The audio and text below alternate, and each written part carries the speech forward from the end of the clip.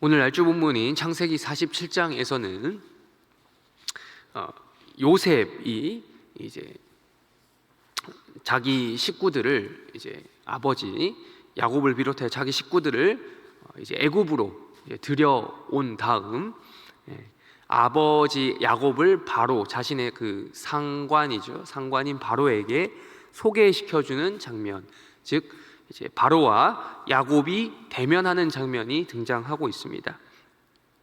우리가 이 읽은 47장 7절에서 10절 말씀을 통해서 우리가 바로 느낄 수 있는 것은 이 야곱에 대한 이 의문점입니다. 이때가 이미 야곱이 이제 거의 생애의 말년을 살아가고 있는데 딱 읽게 되면 드는 생각은 이런 겁니다. 우리가 알던 야곱이 맞는가라는 겁니다. 7절에 야곱이 바로를 만나자마자 하는 특별한 행동이 있죠. 무엇입니까? 야곱이 바로를 축복했다라는 말이 있습니다. 이 문장 자체가 우리가 성경에 축복이라는 단어가 워낙 많이 나오다 보니까 평이하게 느껴질 수도 있는데 이제 그렇지 않다라는 거죠. 지금 누가 누구를 축복하는가에 주목해 보시면 알 수 있는 겁니다. 지금 야곱이 바로를 축복합니다. 사실은 누가 누구를 축복해야 하냐면 바로가 야곱을 축복해야 정상적인 구도라는 거예요. 바로가 어떤 사람입니까? 제가 지금 일종의 좀 말실수를 한 것도 있어요. 사람이 아니죠. 그때 당시 바로는 이집트에서는 살아있는 현존하는 신이었습니다. 호루스라고 해서 그 이집트인들이 믿던 그 신의 현존하는 형상이 바로 바로였습니다.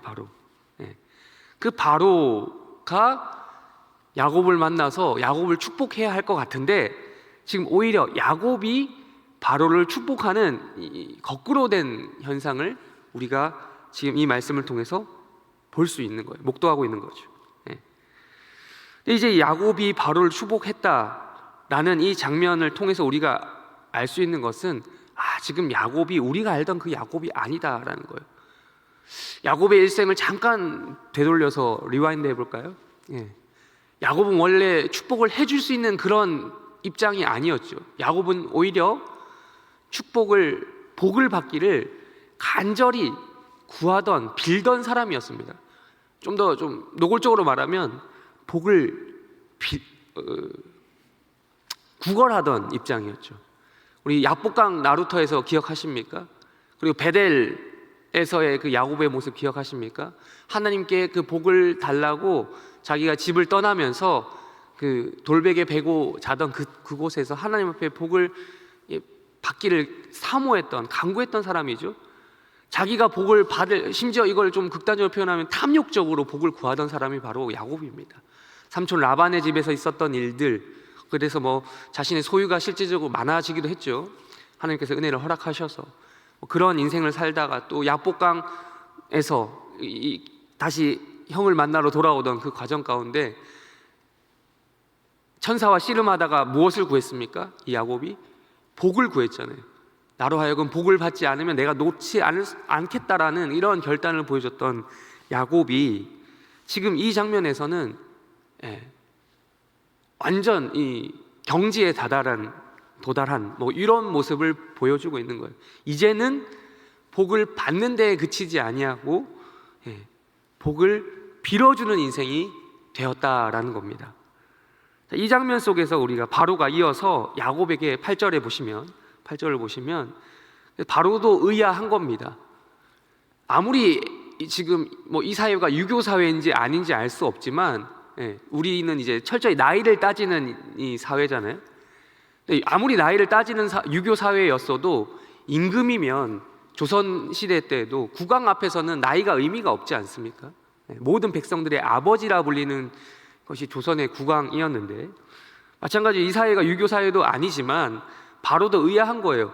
수많은 이 사람들이 자신을 신으로 알고 경배하고 섬기는데 자신이 오히려 축복을 받는 이 상황 속에서 바로는 물어보는 겁니다. 8절에 야곱에게 묻습니다. 내 나이가 얼마냐? 보니까 이 나이가 백발이 성한 노인인 거예요.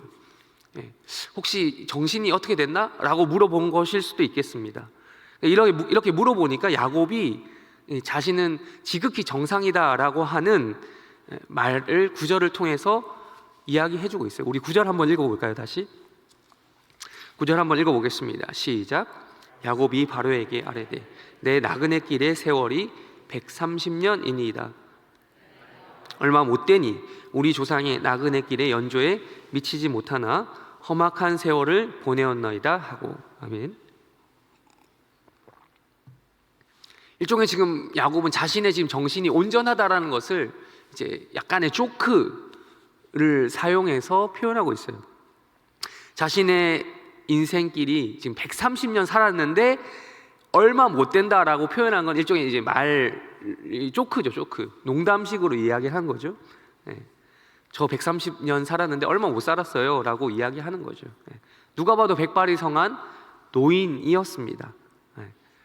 그런데 이제 이런 표현을 하면서 바로에게 자신의 나이가 먹을 대로 먹었다, 그러나 내 정신은 온전하다라는 표현을 해주고 있습니다.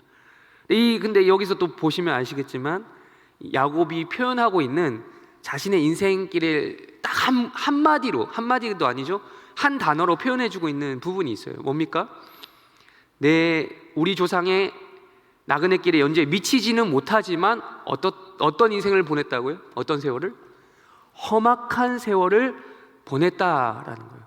즉 우리는 이 야곱의 대사를 통해서 이 고난길 130년 동안 있었던 야곱의 인생길을 통해서 그 고난이라고 하는 것을 통과하면서 쌓이는 이 한 사람의 신앙의 연륜을 살펴볼 수 있는 겁니다. 여러분, 창세기가 총 몇 장으로 구성되어 있죠? 50장입니다. 50장 중에서 한 명의 인물을 꼽으라면 제일 많은 분량을 차지하고 있는 사람이 바로 이 야곱입니다. 아브라함도 아니고 이삭도 아니고 이 야곱의 아들 요셉도 아니에요. 바로 이 야곱이 가장 많은 이 분량을 차지하고 있습니다. 이 130년의 세월이 얼마나 험악한지는 우리가 성경을 쭉 읽어오면서 충분히 알 수 있는 부분입니다. 이렇게 인생을 그냥 나이만 먹은 인생이 아니라 이 나이를 먹은과 동시에 이 고난, 숱한 이 여러 가지 여차저차한 사건을 우리 앞에 있었잖아요. 그걸 통과하면서 쌓이게 된 하나님과의 특별한 만남과 관계와 이러한 신앙의 연륜을 지금 여기서 가감없이 보여주고 있는 것이죠. 그래서 이 야곱은 바로 앞에서도 당시 최강자, 신의 또 다른 신의 현존인 바로 앞에서도 모든 사람은 그 앞에서 쫄고 엎드리고 경배하는데 쫄지 아니하고 그 앞에서 오히려 바로를 축복할 수 있는 이러한 여유와 넉넉함을 가졌던 것이죠. 이런 모습을 보여줬던 것이죠. 그렇게 이러한 말을 한마디 남긴 다음 야곱은 바로를 축복하고 그 앞에서 퇴장하는 이러한 장면을 볼 수 있습니다. 이것은 우리가 알고 있던 야곱이 사실은 아닙니다. 우리가 야곱에 하면은 지내왔던 이런 인생들 길을 보면 우리가 알던 야곱과는 너무 다른 모습, 이제 말년의 야곱, 정말 성숙할 대로 성숙한 이 한 명의 인생을 볼 수 있는 것입니다. 이 말씀을 정리하면서 나누기를 원합니다. 우리는 어떻습니까? 우리는 직위와 위상, 세상의 직위, 우리 다 있잖아요. 가정에서의 입지, 직장에서의 어떠한 위치, 그런 것과 상관없이 어떤 인생을 살아가고 있는가. 야곱은 그런 것과 상관없이 세상을 축복하는 인생으로서 인생의 말년을 맞이했습니다. 비록 우리 인생이 흔히 말하는 말단의 인생이라고 할지라도 이러한 인생을 살아가야 되겠습니다.